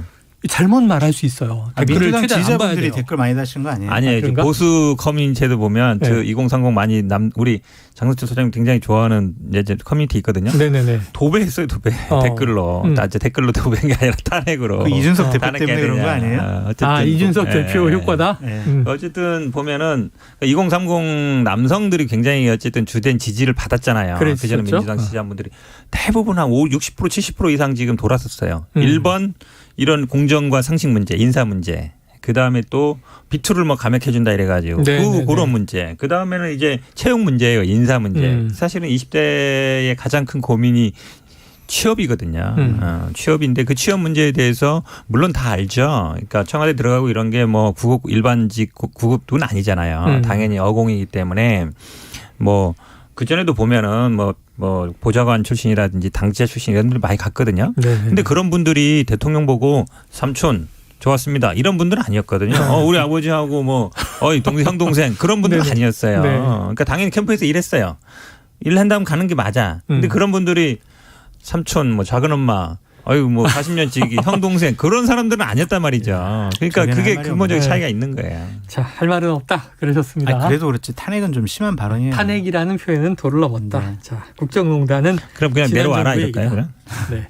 자, 하야 이럴까요? 너무해요. 탄핵이라 그러지만 아니 하야란 얘기 많이 하잖아요. 그것도 지금 좀 센 거 아니에요? 70일밖에 안 됐고. 탄핵은 강제로 끌어내는 거고 하야는 자진해서 내려오는 거잖아요. 그러니까 하야가 조금 더 비판할 수 있어요. 아니 왜 민생을 안 챙겨요? 왜 사적 채용을 해요? 현 변호사님에게 해맑게 웃으시면서 무서운 얘기를 막 던지시네요. 그러니까 도어스태핑에서 적절한 발언이에요라고 비판할 수 있지만 그걸 가지고 탄핵을 운운하는 것은 선을 넘어도 한참 넘었죠. 자진하야. 자, 그런데 보통 이런 표현이 나오면 과거에 우리가 대표 연설 생각을 해보면 여야가 막 이제 정말 첨예하게 다투고 있을 때 여당인 국민의힘에서 막 고성 나오고 욕설이나 야유 나오고 그랬는데 어제 조용했어요. 장 소장님 왜 조용했을까요? 이해가 안 됩니다. 그래서 국민의힘 의원들이 아직 정신을 못 차렸다. 이런 얘기 나오면 강하게 반박을 해야죠. 네네. 근데 그렇게 조용했다는 것 자체가 이제 충성심이 없냐 그런 생각도 드는데 좀 그 당시에 좀 정말 어안벙벙하지 않았을까요? 어안이 벙벙해서 너무 세서 설마 한 70일 지난 정권의 대통령에게 탄핵 운운하려고 했을까? 저게 뭔 말일까? 탄핵이라는 표현 맞아? 이렇게 반문하고 있었던 걸까요? 그렇게 했을 수 있을 것 같아요. 그래서 좀 저는 아니라고 봐요. 하지만 아까 조금 전에 동의했다고? 아니 이미 여당 내에 탄핵이라는 얘기가 나오고 있잖아요. 지난번 TV조선에서도 했잖아요. 뭐 여권 관계자 이러니까 뭐 박민영 대변인 나 아니다 이런 거 보면 누군가는 그 얘기를 했다는 얘기잖아요. 이미 이제 지난주 일요일 날 보도됐으니까 이미 이제 여권 내에서도 그런 얘기를 하는 거예요. 왜 그러냐면 존경하는 현 변호사님 제발 익명을 전제로 한 인터뷰를 갖고 여권에서 나온다고 이렇게 TV 조선에서 하지 보도한 말았어요. 건데 어떻게 부인을 합니까? 어쨌든 이제. 근데 사실은 이 얘기가 나오는 거는 이제 위기의식이 있다는 거예요. 차기 총선에 네, 결국 네. 많이 남긴 했지만 이대로 우리가 윤석열 대통령만 믿고 있다가 차기 총선에 어떻게 되느냐. 정치인들은요.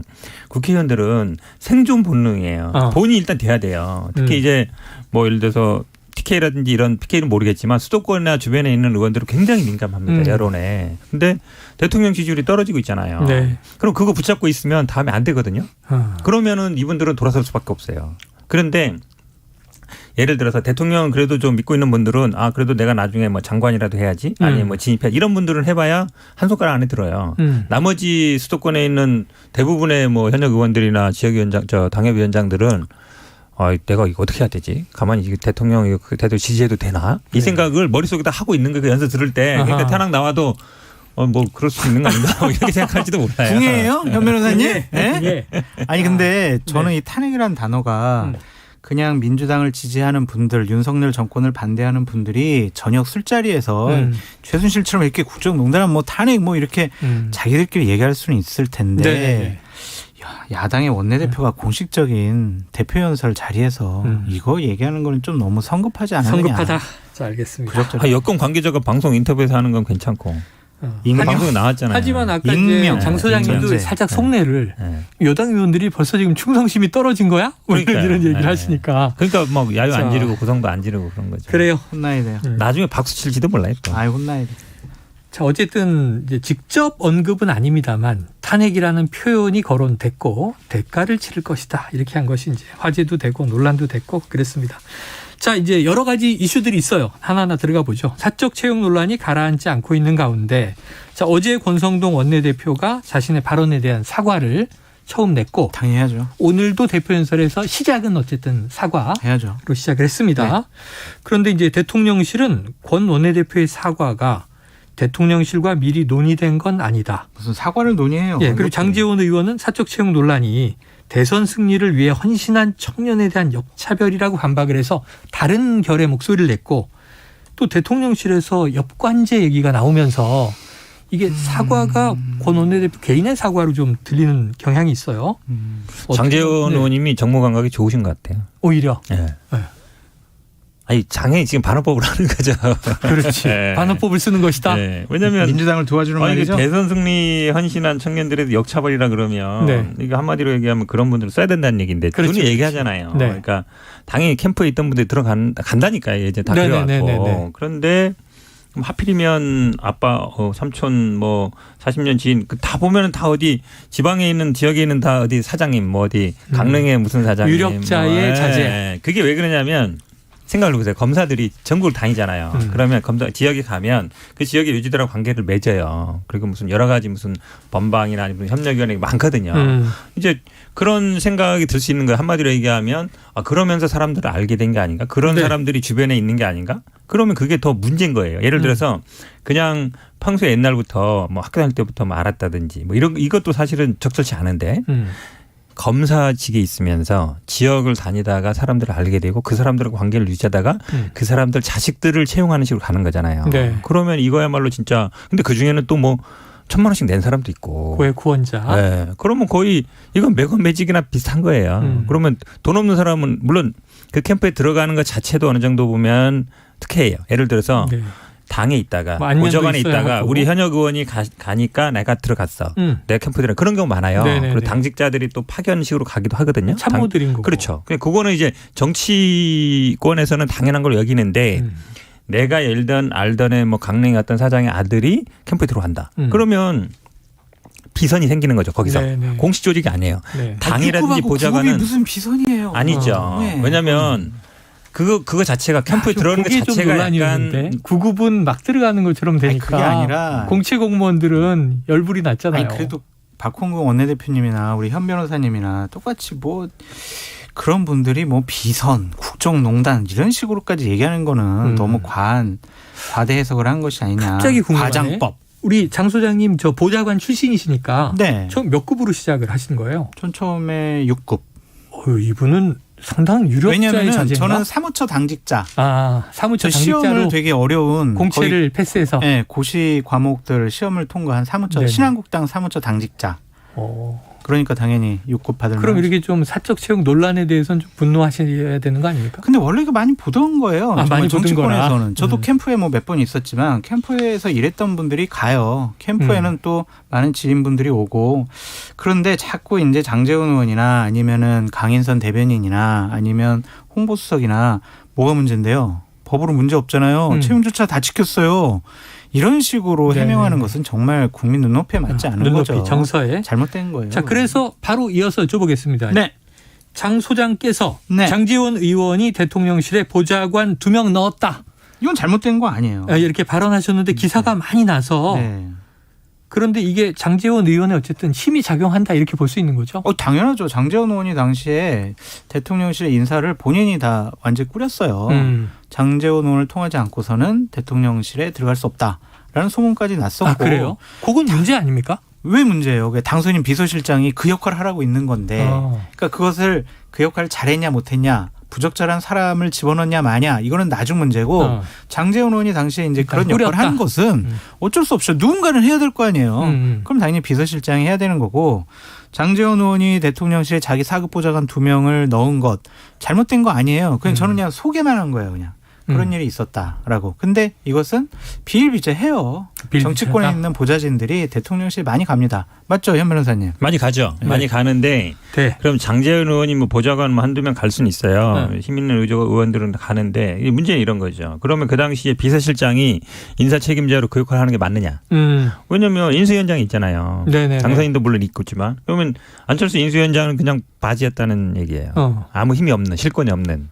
실제로는 실권은 다 장제원 의원이 쥐었다는 거죠. 그러니까 그게 사실은 그러니까 권선동 의원도 장제원 의원한테 압력이라고 생각 안 했겠죠. 한 사람은 압력이라 넣었다는데 받는 사람은 네가 나한테 부탁하는 거지 이렇게 생각했다는 거잖아요. 한마디로 얘기하면 추천이라는 거잖아요. 그러니까 압력으로 생각 안 하는 만큼 장제원 의원이 센 거죠. 네. 권선동 의원은 약간 어찌 보면 그래서 약간 섭섭하게 얘기한 게 한 7급 정도 줄 줄 알았는데 9급 줬어. 그렇죠. 이제 이런 섭섭함이 있었던 거죠. 그걸 냉정히 따지면 지금 장 교수님 말씀처럼 권성동 의원조차도 자기가 대통령실에 넣으려면 장제원 의원한테 부탁해야 된다는 거잖아요. 네. 근데 이제 예전에도 대통령실이나 청와대에 보면 한 사람이 다 지지는 않아요. 여러 군데서 추천을 받거든요. 네. 왜냐하면 이제 처음에 이제 수석들 이렇게 배치하고 인사수석 되기 전이니까. 근데 완전히 장제원 의원이 원탑이라는 얘기잖아요. 권성동 의원조차도 부탁해야 되는 입장이니까. 그러고 보면 장제원 의원이 그 당시엔 굉장히 실권을 갖고 있던 그 당시에는 어쨌든 당선인 비서실장 근데 이제 5월 10일 공식 취임하고 나서는 이제 공식 조직이 꾸려진 겁니다. 지금은 그러면 권성동 의원이 세요? 장제원 의원이 세요? 현실적으로 보면 실질적으로 보면 권성동 의원이 세다고 봐야죠. 네. 원내대표와 당대표직을 다 같이 갖고 있으니까 센데 장제원은 어쨌든 대통령의 측근이라고 인식이 되어 있으니 장제원 의원도 무시할 수가 없다라는 좀 생각이 들고 저는 대통령실 참모들의 해명이 잘못된 것 중에 강인선 대변인 얘기를 좀 하고 싶어요. 네네. 뭐라고 해명을 했었냐면 캠프에서 역할을 하지 않았는데 경력만 가지고 대통령실에 채용하는 것이 불공정이다. 네네네. 이런 식의 해명을 했거든요. 본인은 캠프에서 뭐 했어요? 네. 안 했잖아요. 네. 본인은 조선일보 기자라는 경력 갖고 대통령실 대변인 됐잖아요. 그렇죠. 그럼 그거 불공정이네요. 네. 왜 그런 얘기를 하냐고요. 난 이해가 안 돼요. 그런 경우도 있을 수 있으나 일반화된 말로 해버리니까 자기 부정까지도 이렇게 얘기가 되는 거죠. 이해가 안 된다니까요. 알겠습니다. 자, 시간이 너무 빨라요. 물어볼 게 진짜 많은데 다음 키워드로 갈 수밖에 없습니다. 김정숙 여사 당고르상 디자이너 딸 채용이라든지 아니면은 이재명 후보가 뭐 경기도에 배일범 씨를 5급으로 사적 채용한 것들은 좀 얘기해야 되는 거 아닙니까? 네. 얘기하려고 그랬는데 얘기했네요. 지금 넘어가야 되는 게 바로 장 소장님의 키워드예요. 거기 섞어서 또 얘기해 주시죠. 연결이 되면. 뭐 그 얘기가 그 얘기네. 자, 두 번째 키워드 장성철 소장께서 꼽으신 이재명의 사법 리스크란 말이에요.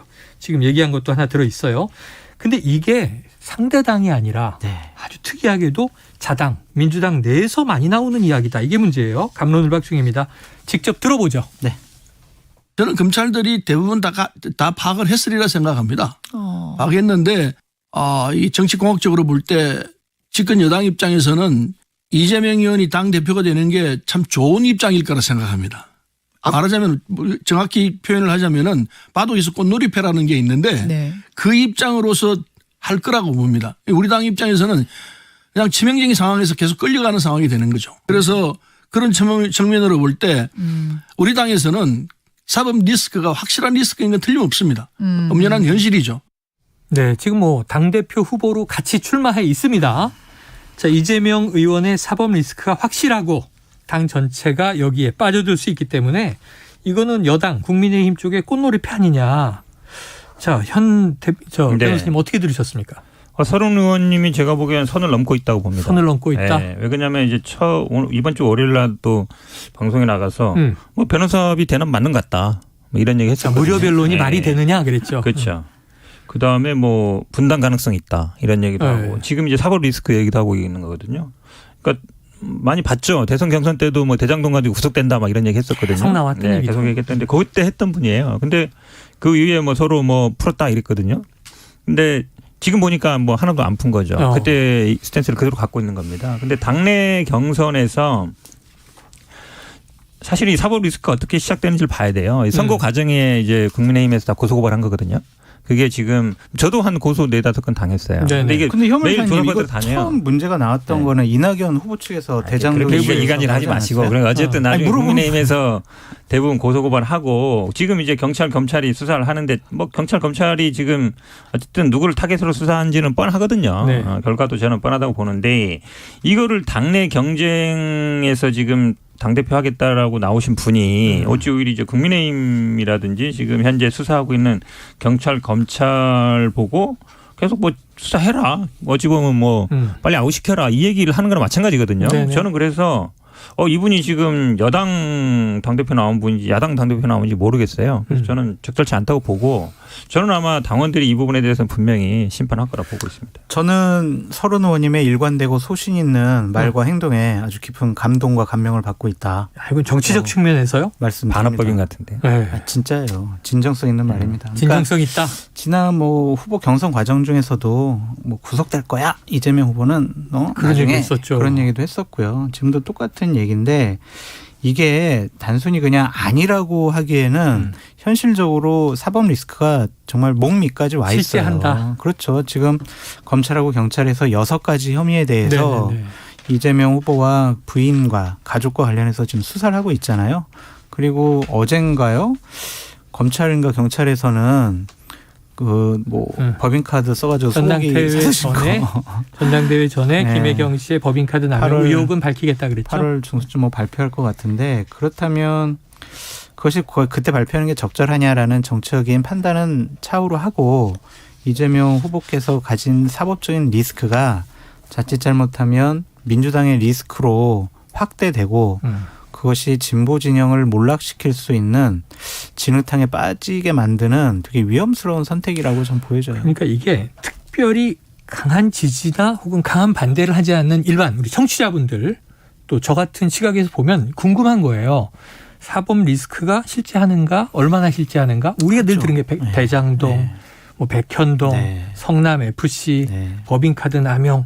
근데 이게 지금 뭐 경찰은 발표한다, 검찰은 수사 중이다, 압수수색했다 계속 나오는데 이재명 의원은 절대 결백하다 이런 입장이고 또 지금 서른 의원 쪽은 이거 아주 위험하다 이런 입장이니까 현 변호사님, 그러니까 실체는 어디 있습니까? 실제는 뭐 수사를 해봐야 알겠죠. 근데 뭐 이게 선거 때도 계속 나온 거잖아요. 네, 계속 나왔죠. 수사하고 있는데 일단 지금 말씀하신 것처럼 하필이면 뭐 전당대회 앞두고 이걸 발표할 이유가 있느냐 이 생각 드는 거죠. 지금까지도 뭐 수사 안 하고 있는데 근데 사법 리스크라는 거는요 야당 정치인한테는 항상 있습니다. 네네. 특히나 지금 윤석열 정권은 할 줄 아는 게 제가 보기에 수사밖에 없는 것 같아요. 지금 북한 관련해서 계속 수사로 몰아치고 있잖아요. 국정원 전 정부 다 나섰어요. 국정원, 뭐 검찰, 뭐 해경, 통일부, 뭐 국방부 다 나섰잖아요. 그러니까 결국은 집중하는 게 그거거든요. 지금 이것도 마찬가지예요. 이게 결국은 야당 정치 지도자, 당대표가 됐고 뭐 차기 이제 출마도 예상되는 사람들에서 집중적으로 하겠죠. 검찰이나 경찰에서 수사를 할 거고 아마 뭐 어떤 식으로든지 간에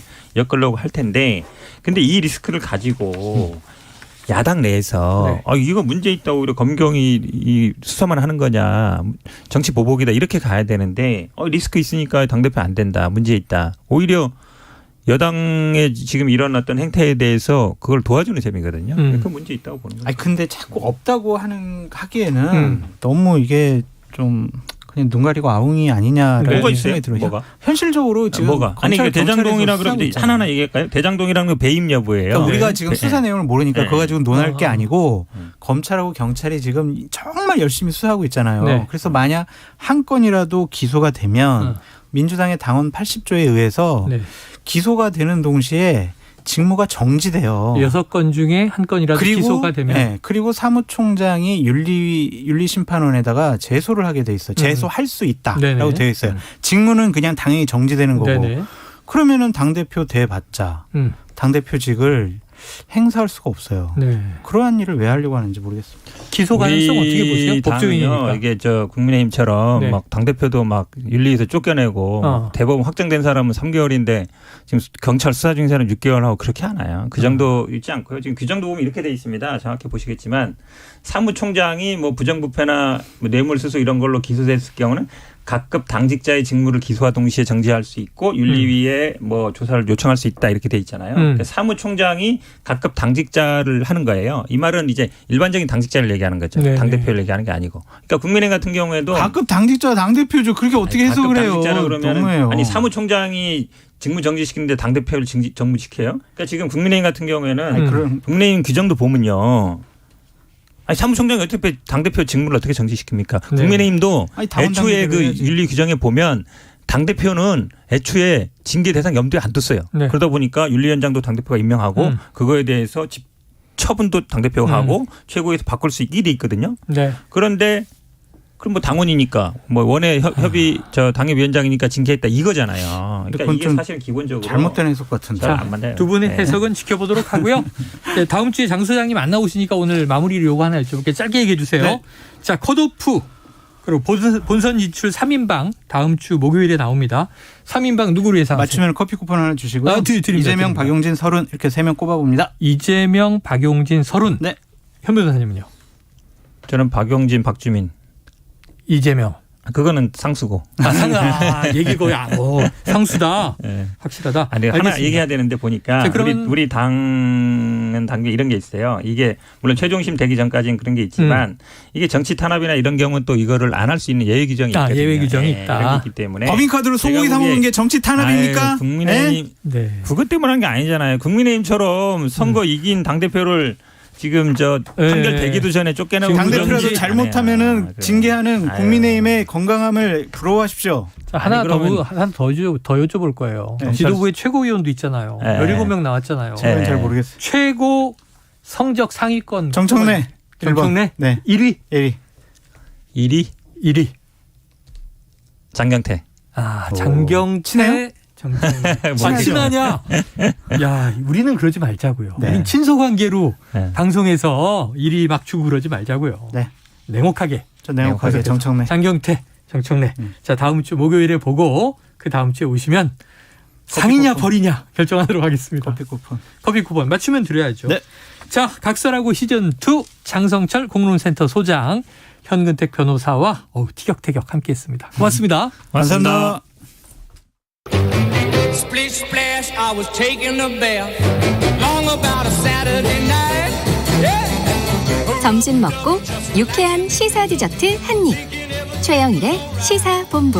Well, I stepped out the tub and put my feet on the floor. I wrapped the towel around me and I opened the door. And then a splish. 네, 시사본부 매일 이 시간 청취자분들에게 드리는 깜짝 간식 선물 오늘도 준비되어 있습니다. 자, 골라서 드시라고 편의점 상품권을 보내드립니다. 코너 들으시면서 문자로 의견 주시는 분들에게 쏠 거고요. 짧은 문자 50원, 긴 문자 100원이 드는 샵 9730으로 의견 많이 보내주세요. 자, 어려운 경제 이슈를 알기 쉽게 풀어주는 경제본부 KBS 보도본부의 서영민 기자 나와 있습니다. 어서 오세요. 안녕하세요. 지난주에 못 뵀죠. 네. 되게 오랜만에 보는 뵙고 반가운. 싶었습니다. 그러니까. 네. 아유, 우리가 이렇게 절친인데. 외면하지 말아주세요. 예, 당연하죠. 왜 이 코너가 자꾸 빠지는지. 자, 경제 중요합니다. 오늘의 주제 제닛 옐런 미 재무장관 방한을 했는데 네. 한국에 왜 왔을까? 자, 어제 갔는데 네. 짧은 일정이긴 했는데 여튼 미국의 재무장관이 우리나라 방문한 일이 거의 없고요. 네. 이번 방문이 한 6년 만이었다고 하죠. 국무장관은 종종 오는데 그렇습니다. 재무장관은 드물었던 것 같아요. 네. 미국의 돈을 관리하는 우리나라로 치면 기재부 장관 같은 그렇죠. 사람인데 굳이 한국에 다른 나라에 올 이유가 별로 없죠. 근데 그럴 만한 이유가 있었다. 네. 그리고 그럴 만큼 이례적인 방문이었다. 그러니 한번 짚어보자. 한국에 왜 왔을까? 이건 네. 이례적이다. 통상적인 게 아니다. 자, 옐런 장관의 방한 전후 보도들을 보면 원래 날아올 때는 네. 대북 제재 논의할 거야. 뭐 이런 얘기를 했었는데 그러게 논의도 오는 안 날. 했고 네. 그리고 우리 기대는 통화 스와프가 좀 한미 간에 되지 않을까. 네. 이게 통화 유동성 문제. 네. 근데 안 됐잖아요. 사실은 왜 올까? 다들 잘 모르겠더라고요. 명분이 필요한 건데. 뭐 기재부에서도 뚜렷한 설명이 없고 네. 언론에서도 통화 스와프가 돈 다루는 장관이니까 네. 통화 스와프 같은 거에서 우리나라가 저 사람한테 통화 스와프를 얻어내면 좋을 텐데. 네. 근데 사실은 통화 스왑 중앙은행 간에 체결하는 통화를 교환하자는 협약입니다. 네. 위기 때 하는 거고요. 그 상시적으로 미국과 통화 스왑이라는 걸 하는 나라는 선진국들 아주 극소수 선진국밖에 없습니다. 캐나다, 일본, 유럽, 뭐 기타 등등 네네. 영국 뭐 이 정도인데 거기에 만약에 우리가 들면 우리도 선진국 인정을 받는 것 아니냐 하는 그런 심리도 있었고 그리고 지금 계속 환율이 올라가니까 네네. 이것 좀 어떻게 좀 잡을 수 있는 방법이 있다면 좋겠는데 이거 한다면 좋지 않겠느냐 하고 기대는 했지만 네. 사실은 기대를 한다는 기사를 기자들이 쓰면서도 이거 안 돼. 이건 중앙은행이 하는 건데 재무장관은 연준이 아니잖아. 제닛 옐런이 연준 의장이긴 했지만 그건 옛날 얘기고 지금 출신이죠. 장관이잖아. 네. 그리고 추경호 장관도 중앙은행장이 버젓이 있는데 그 통화 수업 얘기를 앞에 나서서 할 수는 없는 노릇이고 네네네. 안 돼. 안 된다는 얘기는 했지만 그럼에도 불구하고 통화 수업 말고 뭐가 있지? 우리가 받아낼 게 뭐가 있지? 하는 네. 생각하니까 그 얘기가 계속 나오긴 나왔습니다. 그러니까 처음에 올 때 이제 대북 제재 얘기가 나와서 한미 간에 네. 협의하는 게 대북 경제 제재 문제 아니겠느냐. 네. 그리고 얘기도 안 됐다 그러고 통화 스와프는 기대한다 기사 밑에 다 써 있어요. 네. 연준의 결정권이다.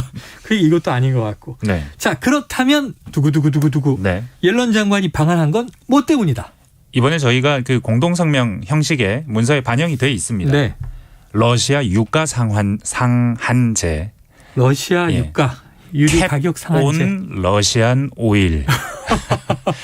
네. 한미 이 재무 당국자들이 모여서 네.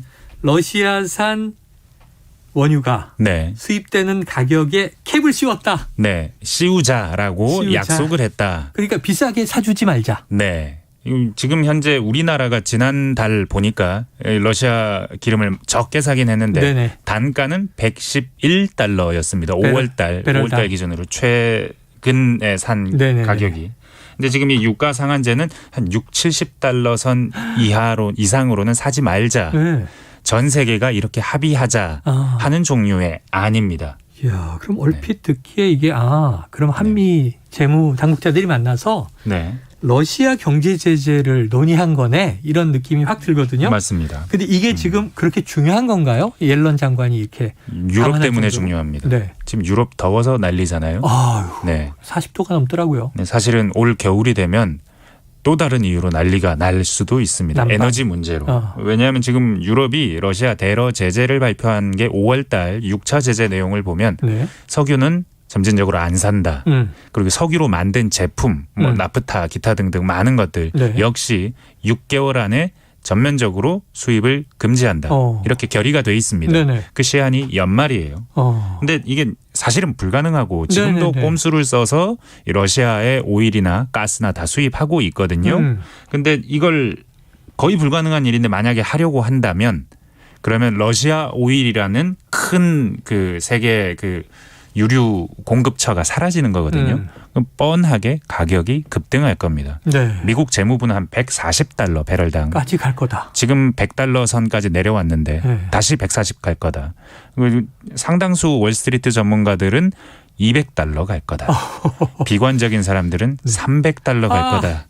너무 하잖아요. 그러면 이게 유가 급등으로 끝나는 게 아닙니다. 지금까지 오일 쇼크는 2022년 지금까지 왔던 오일 쇼크는 오일 쇼크가 아닌 거예요. 아이고야. 그때가 진짜 오일 쇼크가 되는 거고 그렇게 되면 인플레가 있고 그러면 미국 연준은 계속해서 금리를 올릴 수밖에 없는 네네네네. 상황으로 내몰립니다. 어쩔 수 없이 금리를 올려야 돼요. 근데 금리를 올리면 물가는 어쩌면 잡을 수 있을지도 모르나 돈 빌린 사람들이 걱정이죠. 돈 그렇죠. 빌린 국가들도 걱정입니다. 개인도 문제지만 국가도 부채가 국가들 채무 많은 나라들 특히 걱정인데 지금은 뭐 저기 그 스리랑카가 국가 부도 상태에 있고 네, 국가 다른 부도도 나라들도 여러 나라가 리스트가 있다고 하지만 다들 신흥국입니다. 네네네. 근데 만약에 금리가 미국 기준금리가 3-4% 혹시 그걸로 안 잡혀서 더 올라가면 예. 유럽도 큰일 날 수 있습니다. 그중에 1번 가장 빚이 많고 전 세계에 영향도 많은 나라가 바로 이탈리아입니다. 지금 이탈리아 뉴스 많이 나오죠. 반도 국가 네. 어떻게 되고 있어요? 이탈리아는 왜 그렇게 된 거예요? 지금 일단 드라기 총리가 지금 물러날 위기에 있습니다. 지금 오늘 그 신임한 투표를 했는데 투표한 자체는 국회에서 통과가 됐는데 불참자가 굉장히 많아서 네네. 사실상의 불신임이라고 합니다. 아하. 이렇게 된 상황이니까 드라기 총리가 물러날 가능성이 있는데 이렇게 된 이유 이 사람이 사실은 유럽에는 영웅 같은 사람이거든요. 그랬었죠. 그 2008년 금융위기 이후에 유로라는 통화를 살린 그러니까 갈등들을 다 봉합하고 whatever it takes라는 유명한 표현을 써가면서 그래서 갈등을 잠재우고 그 공로로 어쩌면 이탈리아 총리가 된 사람인데 그렇죠. 이분이 지금 물러날 위기에 있는데 그 이유가 에너지인 겁니다. 지금 내부 연정이 붕괴가 됐는데 그 콘테 전 총리가 정치 싸움을 거는 것 같지만 사실은 물가 때문에 걱정하면서 이견이 발생한 겁니다. 금리가 이렇게 가면 우리 굉장히 위험해지는데 사실 인플레 자체도 문제지만 우리 국가 부채가 150% 수준이다. 굉장히 높거든요. 우리나라는 50%인데도 높다고 하고 있는데 통계에 겁니다. 하죠. 예. 근데 이게 지금 채무 부담이 문제가 되면 세계에 파급을 끼칠 수도 있는 규모의 나라인데 이탈리아는. 그렇죠. 근데 러시아 에너지 의존도가 아주 높습니다. 가스의 경우에는 43%가 가스고요. 이탈리아 에너지는. 그리고 그 가스의 43%는 러시아산입니다. 네, 그러다 보니까 그 콘테 총리, 전 총리, 지금 드라기 총리에 반대하는 쪽에서는 러시아랑 협상하자. 러시아 금수하지 말자. 제재 좀 적당히 해라. 이런 얘기를 하면서 점점 사이가 벌어지는 겁니다. 정부와. 근데 정부는 지금은 EU 통합된 의견이 중요한 드라기 총리이기 때문에 아니다. 제재해야 된다. 제재로 러시아를 압박해야 된다. 이런 상황이 돼서 갈등이 돼서 이탈리아 총리가 물러날 위기에 처했다는 거니까 이 말은 이탈리아가 에너지 문제 때문에 정치적인 위기를 겪고 있다. 이런 지금 얘기입니다. 충분히 이해가 됩니다. 그래서 지금 드라기 총리가 물러난다는 이야기가 나오는데 말씀하신 대로 경제 전문가의 지금 뭐 유로존의 영웅 이렇게 불리던 인물도 이탈리아 경제를 살리기가 어려운 지경이라면 야 콘테 전 총리 정쟁으로 가잖아요. 국민 불만이 커지면 다른 방식 써보자. 러시아로부터 우리라도 원유하고 가스 받아오자. 이렇게 되면 제재가 허물어지는 건데. 이탈리아가 위험하다고 했는데 이탈리아만 위험한 게 아닙니다. 또 있어요? 전 유럽이 다 위험합니다. 그러다 보니까 비상사태 계획을 세우고 있어요. 근데 독일이 세우는 비상사태 계획은 뭐냐면 올 연말에 혹시 문제가 생기면 에너지 배급제를 하겠다는 겁니다. 그걸 하려고 대기업 2,500곳에서 데이터를 수집하고 있습니다. 이코노미스트지 보도인데요. 이 내용을 보면 그 수집한 정보를 바탕으로 전체 공급망에서 중요한 기업이 어디인가. 중요한 기업은 에너지 더 줘야지. 만약에 중요하지 않고 필수 불가결 하지 않으면 여긴 에너지를 덜 줘야지.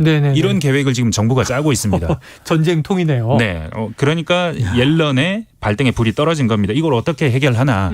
유가 상한제로 해결할 수 있다. 그래서 유가 상한제를 씌우면 그러면 앞에 말했던 금수 조치 러시아산 석유를 안 사는 상황은 막을 수 있는 거죠. 사긴 사는데 싸게 사기로 전 세계가 합의만 한다면 러시아가 얻는 이익은 적어지고 에너지 인플레이션도 상당히 잠재울 수 있다. 두 마리 토끼 잡는다는 얘기는 이해가 돼요. 그러니까 개념은 이해가 되는데 이게 되겠는가. 그러니까 여러 나라가 한 나라를 상대로 약속을 하고 그걸 지켜야 되는데 지금 이 러시아가 막 그 가스관 잠그고 그러잖아요. 수리한다고. 맞습니다. 그럼 막 난리 나고 그러잖아요. 금수 조치가 모든 참여자가 약속을 지키면 될 텐데 될까요? 어떻게 보십니까? 일단 러시아가 그 조치가 처해졌을 때 그 가격에 팔겠냐는 다른 문제고요. 일단 지금은 약속을 만드는 자체가 중요한 겁니다.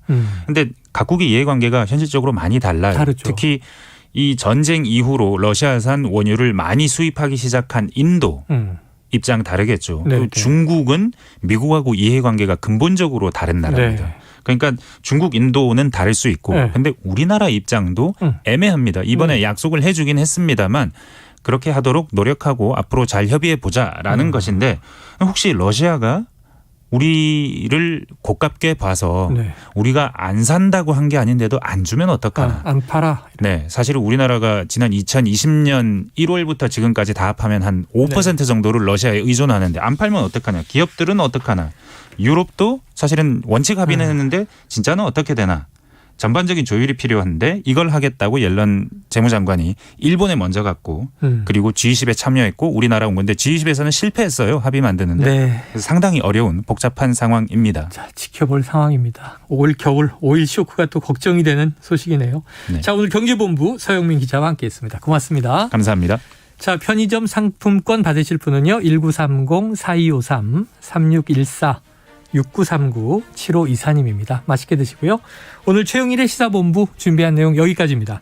저는 내일 금요일 오후 12시 20분에 다시 찾아뵙겠습니다. 청취해 주신 여러분 고맙습니다.